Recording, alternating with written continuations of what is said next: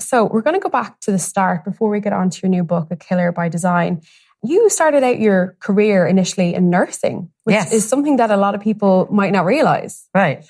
So how did you end up getting into that career, or what inspired you to get into it? Well, when I was growing up and looking at high school and then colleges, you really didn't have a lot of choice. Women didn't have a lot of choice. It was either secretary, teacher, or nursing. And I have a number of medical people in my family, nurses and doctors, and it seemed rather normal to do nursing. And was that something that you had been attracted to because, sitting at a desk as a secretary didn't seem so fun? No, that didn't. I wasn't good with, machines and that kind of, I would never be good as a stenographer or taking notes. But my uncle was a country doctor, and he would take me when we would go visit him in the summer. And I can remember going, and he did a lot of babies, delivered a lot of babies. And so he'd take me along.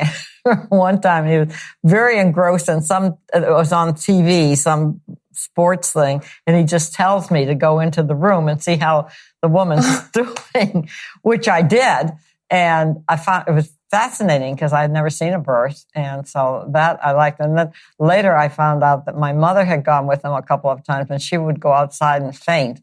She said I made her faint, all that medical stuff. But anyway, that's the interest that I had. It really comes from my family. So you ended up in psychiatric nursing, I did. Right? How did you get into that? How did you go from general practice? I probably would have to say that it was my instructor, my psychiatric nursing instructor, who we just adored as a group. And she was really tough, on how we had. But anyway, she said to me, I think you'd make a good psychiatric nurse. And if you're going to go on to graduate school, why don't you study that? So I said, well, why not?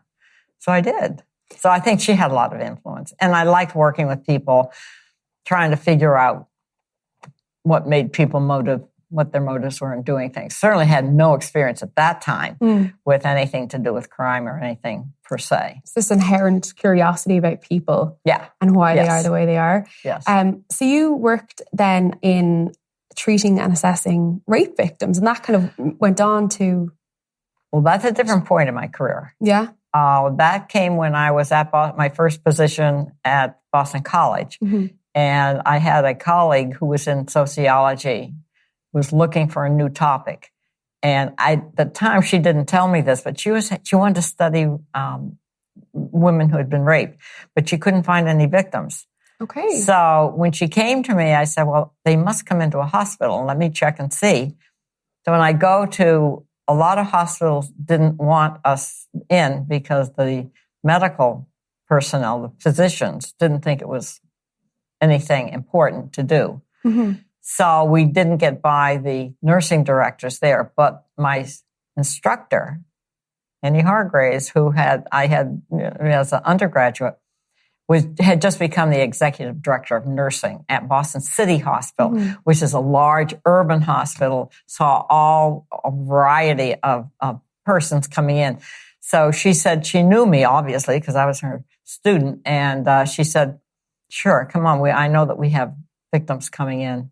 And it was actually a very good choice because that's where the police would bring the victims. And so we got a good cross-section. We had all colors, races, ages. Youngest was 3 years old. Oldest was 73. Majority are going to be in the late teens and early 20s, which is what most people were saying. But we still have the outer edges, if you will, of the age spectrum. And so you're this was pioneering research, obviously, at the time. Right. When we had checked the literature, I think there were only 3 articles that had been published in medical magazines, not in nursing. And they were what we would call more case studies, little vignettes. Mm-hmm. So tell us a little bit about what exactly that role then involved for you. Were you meeting these victims as they came in, or were you kind of dealing with them post what happened to them? With both. They call us when a patient came in, a victim came in, and they had to have said, I've been raped. That was the criteria we had. That they had made a complaint of rape. Okay. they'd call us. Linda and I would drive in. Linda lived in Cambridge. I was in Newton. And we would interview them. I'm trying to think of before their exam. Usually it would be before their exam, because in those days, they just made them wait. Mm-hmm. There was no priority, if you will. Yeah. So we would interview them, and we both would take notes. And what was interesting is because she's a sociologist, I'm a nurse, I take very different notes than she takes. And so we really when we put them together, we realized that we had two very separate audiences that we would be speaking to. So to answer your first question is, I was interested, of course, in the counseling part, how to help them. We quickly realized, in fact, the title of our first book was Victims of Crisis, that these women, we had some males, but they're predominantly women, couldn't put their lives back together as though nothing had happened. I mean, it wasn't like they slipped and fell and got bruised, and then could go back. This really, really made life changes.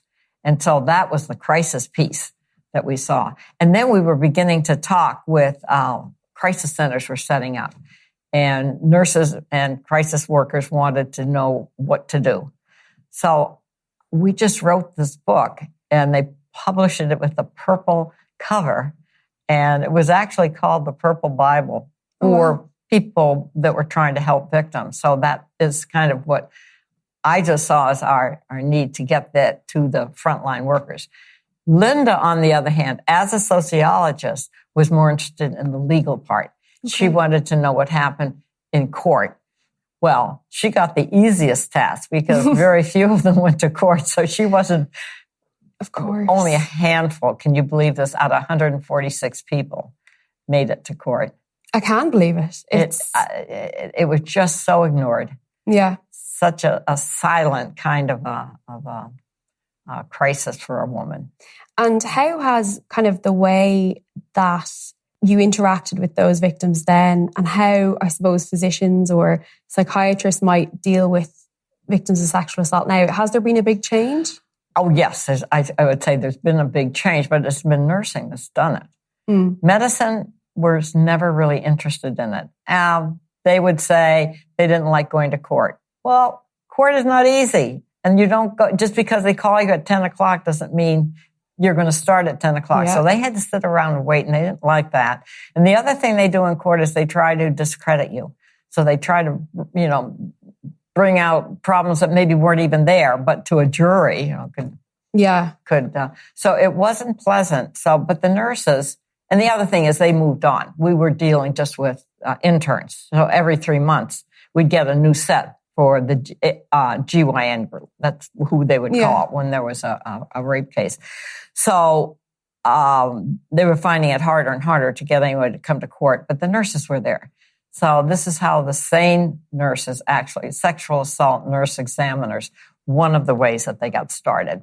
And we were seeing this around the country at different parts, Minneapolis, D.C., certainly Boston, Tennessee. These were one of the first nursing groups to start seeing victims. And so it spread. It just spread. We had the language. We had the rape trauma syndrome, which was very important that we could call it something to talk about what the aftermath was. So you were very knowledgeable of what it was like to be as a victim of that, from having spoken to them, in the immediate aftermath of what had happened.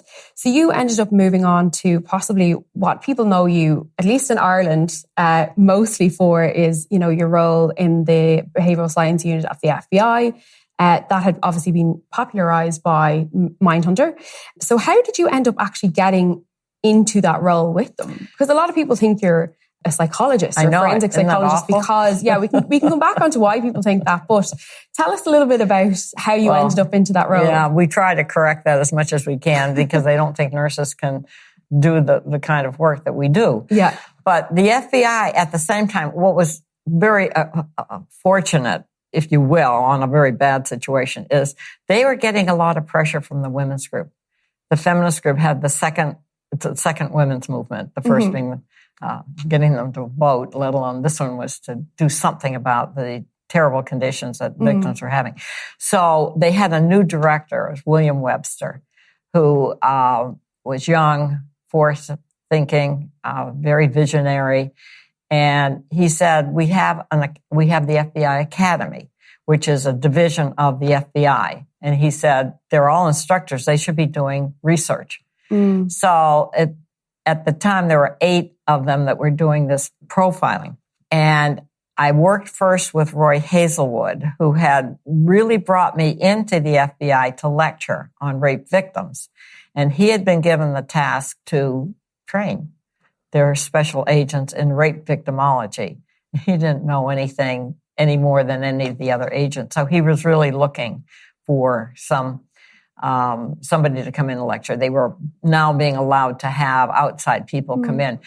The other very fortunate thing is he was out in Los Angeles doing what they call a road show. It's on, I think, hostage negotiation. That was his interest. And he said to the group after the lecture, he said, does anybody know anything about rape? Well, you've got this whole thing, a group of males, and they're not going to say they know anything about it. But there was one female police officer that came up to him afterwards, and she said, I just read in my nursing journal, she was also a nurse, but also a police officer. Oh, wow. Yeah, she had kind of changed careers, but she never gave up her emergency room nursing. And she said, I was just reading this article, and I think it's by somebody out on the East Coast. And because the academy is on the East Coast, I was going out there. So anyway, he said, here's her name. Why don't you look her up? And he did.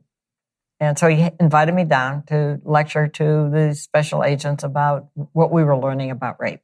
So that's how I got into lecturing and would invite me back. But then he wanted to have some research. So I worked with him a while on it. And then Bob Ressler was looking for someone. He saw what we were doing. And Bob was always watching what everybody else was doing. And so he saw that we were, from the methodology standpoint, that was what they needed, someone that they didn't have any research background. And so he said, could you do what you're doing with Hazelwood with me? And at the time, I think he had brought John Douglas in. John was really his junior partner. And Ressler had just worked with Howard Teeton and Patrick Mullaney, who were really the originators of the profiling. And it was very informal. The agents would come back and just sit and talk about their cases they were having trouble solving. And Howard Teeton and Pat Mullaney were very helpful. And they had this one case that they brought Ressler in. They really saw Ressler as their intern, which was great. So he had been helping them or listening to them. And this was a little 7-year-old, Susan Yeager, who had been abducted right as her family was camping, had got ripped into the tent and stolen the little girl. And so, of course, that got the whole community upset. So they were trying to solve that. And Ressler was very instrumental in helping with that. And so he now became interested in doing his research on that. And that's how I got connected up with Bob Ressler. So you ended up doing a lot of research with them. Yes. And I suppose mostly, the Mindhunter is kind of based around the paper that was published in the 80s, right? Yes. And that was a research paper into serial killings and sexual serial killings. Yes. So what kind of was your contribution to that? How were you involved in that? Oh, in the research, I was a methodologist. In other words, we designed a questionnaire, which you have to have. You're going to try to collect data. And the agents would take it.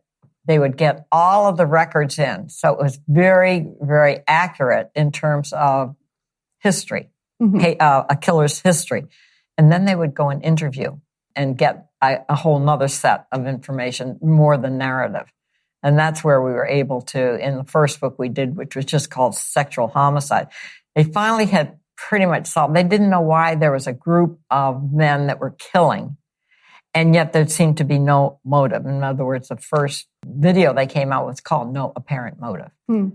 But there was a motive. Yeah. And that's what they found out, that there was a sexual motive. And obviously the reason it was serial is because sex is a repetitive act, whether it's devious or consensual. Mm-hmm. So that's where they were, where we focused on. So in Boston, I had a little team, and we would take the data that they had, crunch it down, and then come up with the findings. And that's how we wrote the first. We had two goals. One was to do just to talk about sexual homicide. Mm-hmm. The second was profiling.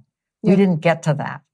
And the reason we didn't get to that was because so many years had gone by, the agents were starting to retire and go on to other things. I was going into other things too. So we never got to the profiling until I was over at Boston College, and there was a new communications director come in. His name was Stephen Constantine. He's right over there. And he got interested in it. I guess you'd have to get his story. But it ended up with our inviting John Douglas to do a big all-university. I don't know if you were here when Douglas, that's essentially what kind of little chatty kind of thing we did. And so Stephen really got at some of the cases and said, let's do a book. That's what we did. And so your book is called there it is. Killer by Design. Tell us about how, I suppose, as well, because you went from dealing with victims, you are speaking to the victims, you're getting their side of the story, you're able to find out all this information from them directly. But obviously when you're dealing with the victim of a serial killer, yes, you don't have that. There were some victims that survived. Okay. I was always interested in the ones that survived. We try to get some of that. How did they survive? What did they do something? And that would be for different reasons. Rissell, he let one victim go because she started talking about her father that had cancer. His brother had cancer, and he said, "You've had it bad enough," and let her go. Wow. The other one physically got herself under the bed of where he was raping and killing the victims, and that's how she survived. She's been very vocal about that. So anyway, that we did some, but I think your question was, who is the victim when you have a serial killer? Outside of the victim and the victim's family, don't forget the killer has a family. And I don't know if you've interviewed Carrie Ralston. No, she's here. She's here, yes. She's the daughter of the BTK killer. Mm-hmm. And that's a very difficult situation to be in. Oh, so absolutely. You really can have, and I try to sensitize people to that there can be family members that don't know anything about this. And then all of a sudden they're launched into the limelight of being blamed, I suppose, as well, and people not understanding. How did you not know this was going on? Right. And if you've noticed in some of our early writings, which I tried to slant the other way, is they would say it's the over-domineering mother. It always was the mother. Yeah. That was, we found out that the fathers had left the family for other reasons. So you had the mother trying to be both, mother and father trying to discipline this rowdy kid that's growing up and probably getting into all kinds of trouble. So I thought very unfairly had blamed the mother for things where was the father? And I suppose just looking at that from the female perspective, what was it like, and you probably get asked this every time you're interviewed, but what was it like as a woman working in such a male-dominated not only industry, but also all of the people you're speaking to or you're talking about are these men, and why are they doing what they're doing? Right. So what was that like? Not easy. Yeah. Not easy, but we had a goal.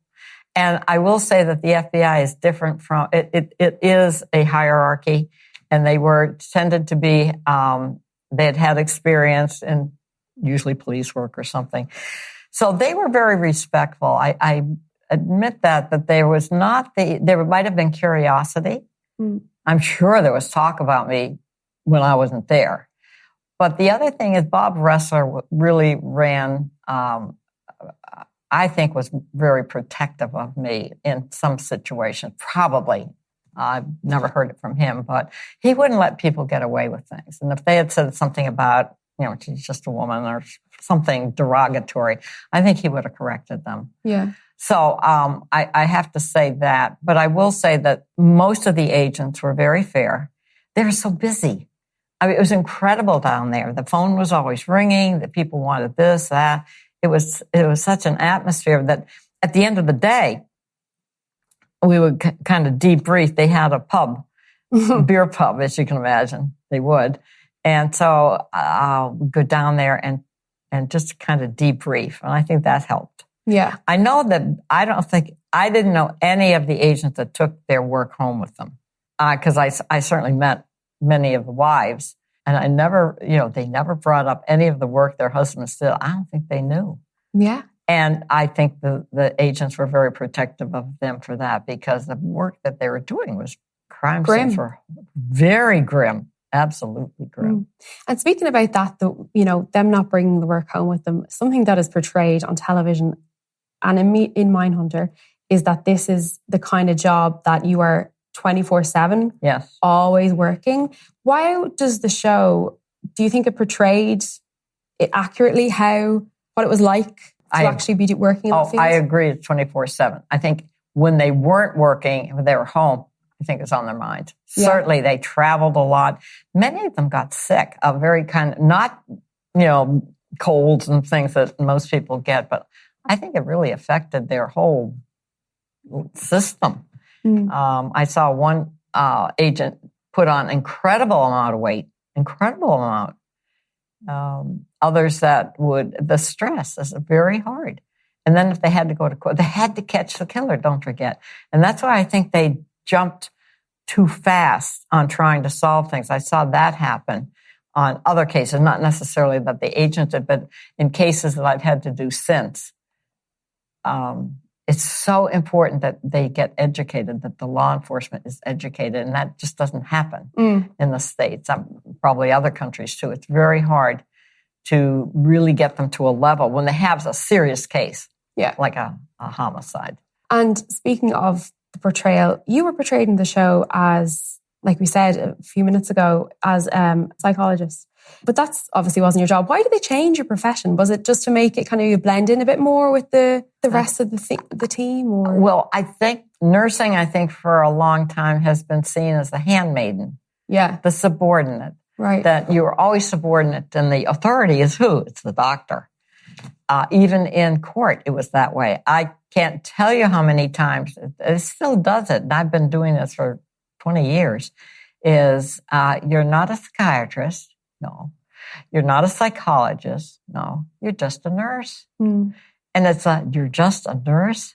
Yeah, I'm just a nurse. I'm a RN, a real nurse. I remember one of our deans that would say that. Is that in its own way a sort of almost a microaggression of a little bit of misogyny, that it's because it's a female-dominated field? I think a lot of misogyny, not just a little bit. Yeah. So tell us about the new book. Yes. This one you wrote with Stephen, who is also here with us. It's Murderers, Mindhunters, and My Quest to Decipher the Criminal Mind. Right. Tell us about the kind of the cases you looked at in this. You were talking about Kerry Ross and the BTK killer. Did you speak with Dennis Rader, the BTK killer, or what kind of cases are in this book? Oh, I didn't speak with Dennis Rader. They did. The agent went out, and it was very important that they do the interviews, because the killers are very manipulative and very smart. That's one of the things that we found.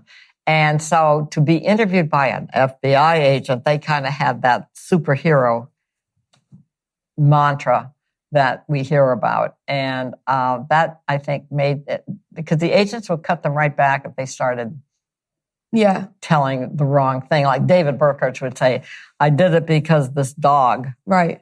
Yeah. And I remember Wrestler Douglas, say, cut it out. We know there's no dog.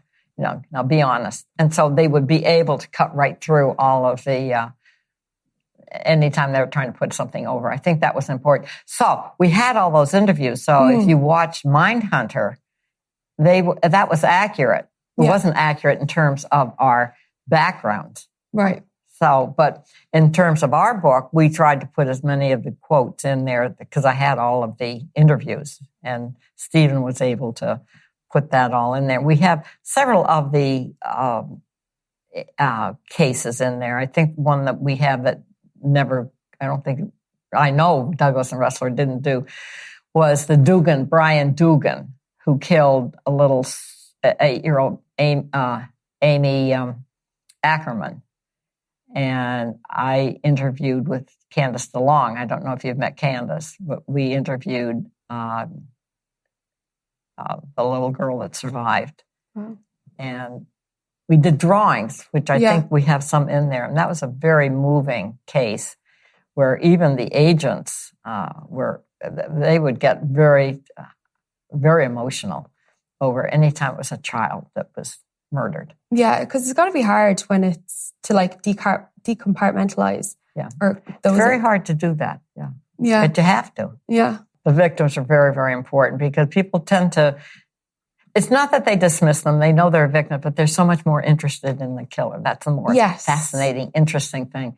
The whole concept of victimology is one that I think I was able to help them with because I said, all you have in a homicide is your victim.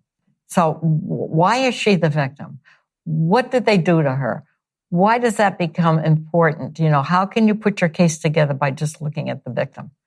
And if you notice, if you ever watch one of the profiling sessions, the first one that they do is to go for victimology. And that's the key that informs. Absolutely the key. Absolutely. Informs it all. And there's, I'm just reading the back of your book here, there's, the book wants to confront the age-old question that has long plagued our criminal justice system. What drives someone to kill and how can we stop them? Is that an answer, a definitive answer that we can ever actually get to? Well, I don't think anything is ever totally definitive. So profiling, do you think it is? Obviously, it's developed in huge strides in different ways since, there's different ways of doing it. There's geographical profiling. There's all these other different methods that people have come up with. But do you think that there is actually a way to get ahead of serial killers? I think the way to get ahead of serial killers is to catch them before they become killers. And it starts early. They will all tell you it starts with a simple thought that we call, and they also call it's a fantasy. And they get really hooked on it because it goes over and over in their minds. And they develop it, and then something turns them on to the act of aggression in terms of killing. They have, whether it's that they get into roadkill like Bundy did, or they see something, as Wallace did. He had witnessed a gang rape of a girl. Monty Rissell got he had raped 12 before it went to murder. So that was interesting that it escalated on this one case, and the victim tried to get away, and he had to run after her. He had picked her up in the car. She was driving, by the way. Wow. So you would think if you had control of a car, could you do something? But he also had a gun. I think he had a gun. But anyway, long story is, and she tried to get away. Now he had to prove that he could be in control.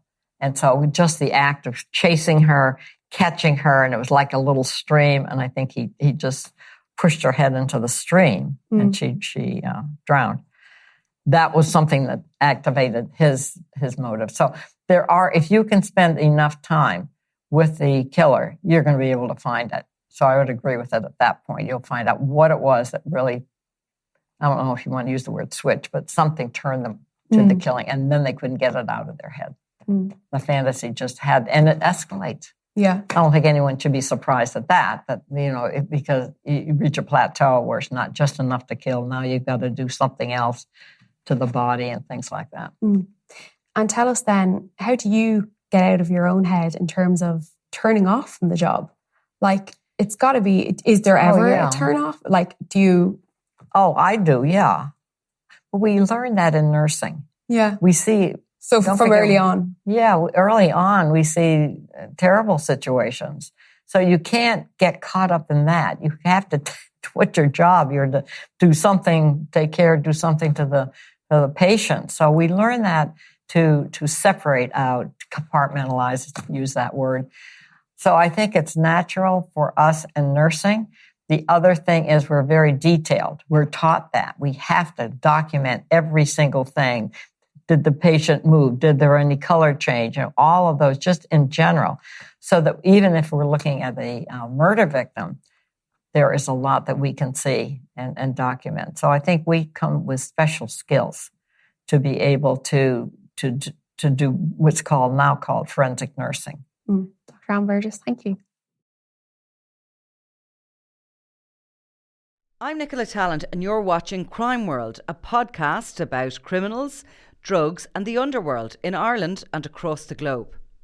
Make sure you subscribe to our channel and turn on notifications so you can be the first to watch all our latest episodes. You can also listen wherever you get your podcasts.